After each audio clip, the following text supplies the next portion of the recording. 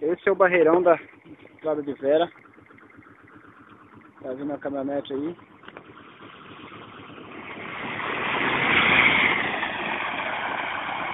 Olha a situação do barreirão, tá feio.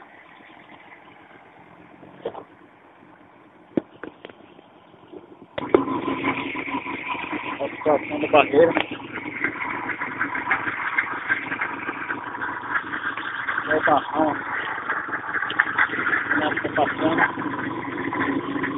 Tá passando com a moto aqui, mas tá difícil. O barreiro tá muito feroz.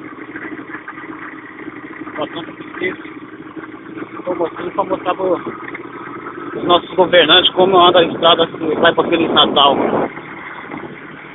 Essa é a estrada oficial, a estrada que liga Vera a Feliz Natal.